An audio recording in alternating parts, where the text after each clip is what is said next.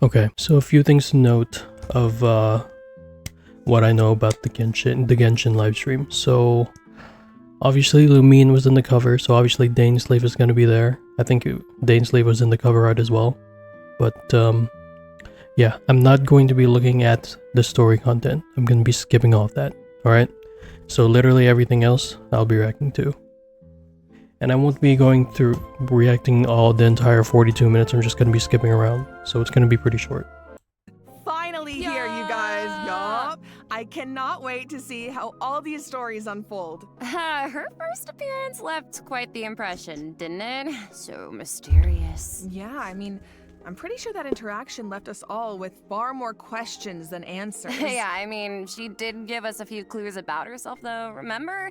In the Primordial Sea at the end of the Fontaine Archon quest? Right. Something about the remains of a descender. Quest where the Traveler and Skirk's paths will cross once again. Travelers will have the chance to uncover new clues about her past and the world of Teyvat as a whole. I'll probably do this quest on stream. So don't miss out. Ah, The only way to resolve the situation is for the two to work together. Okay, Slay. So we're Considering Skirk and the Traveler. I've already seen the leaks of her animations, but I'll see it here again.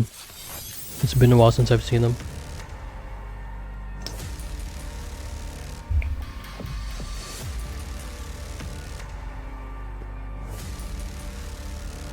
I'll only demonstrate this once.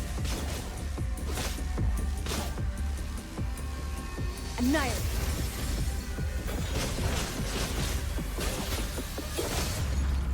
Merciless.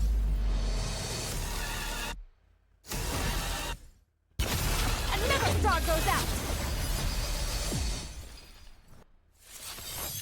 As Child's master and someone capable of training in the Abyss, Skirk's combat skills are truly something special. First, it's worth pointing out, Skirk doesn't use a vision. Her powers come from the Abyss, but in the interest of blending in, she camouflages it to appear cryo-like in nature. No, it's because the game devs were too lazy and didn't want to implement a new system. And in addition, Skirk's attacks do not rely on elemental energy. She uses a special kind of energy known as Serpent Subtlety instead. And when you tap her elemental skill, Skirk gains a certain amount of energy and enters a special combat state, signaled by her change in outfit, which is very cute, might I add. While in this state, Skirk's normal, charged, and plunging attacks deal cryo damage that can't be overridden. This state also increases her resistance to interruption and attack. I'm not really interested in this guy, but sure. Are in for a treat. Let's go! Let's go!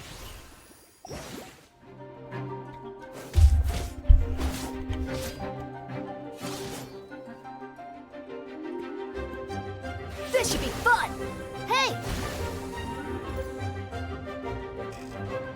Thus saith the Animal Archon! I will admit though, it's nice hearing English voice actors in the live stream again. Okay, so Dahlia is a Hydro Sword user and support character who can use his elemental burst to during the Mondstadt interlude. Oh. But at the same time, he's also supposed to be the one who communicates. From this image, it looks like the sky has been slashed in two, and there's some kind of rift that connects to the Abyss. And our old friend Dainsleif is going to help us defeat their ranks. Okay. Yeah, I'm not going to be spoiling myself on that. Nothing has to change. What's this? So pretty much everything else in the stream was just events, so there's something at the end here. So what is it?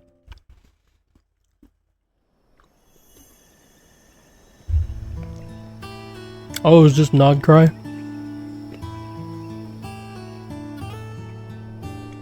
Nod Cry, an ever-changing landscape of ruin, a marvel corroded by time. In the forest, where the nights were once undisturbed save for a few rays of moonlight, the wild hunt's shadow grows. There are those who bear the name of Frostmoon, living where the silver light shines. Others carry the torch, fending off the darkness and cold with their blades.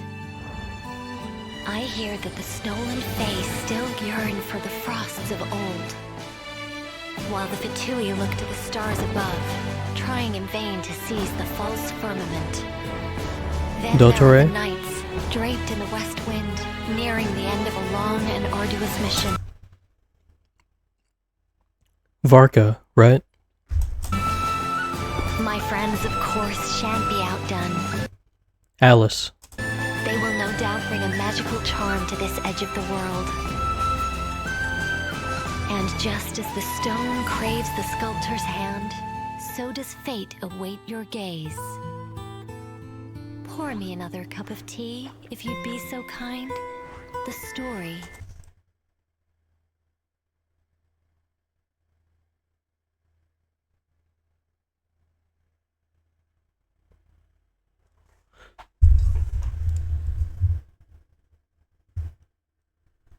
Wait.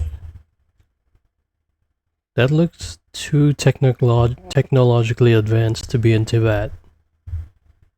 What is that?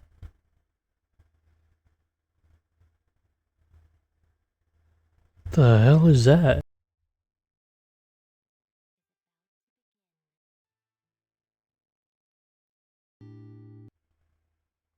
Is that where Tevat is simulated? I'm not sure.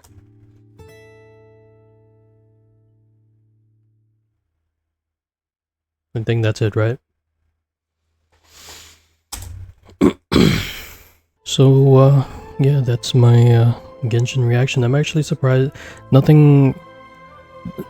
The main content would have been me replying to the, reacting to the story. But I hate going into stories spoiled, so that's why I didn't watch the story.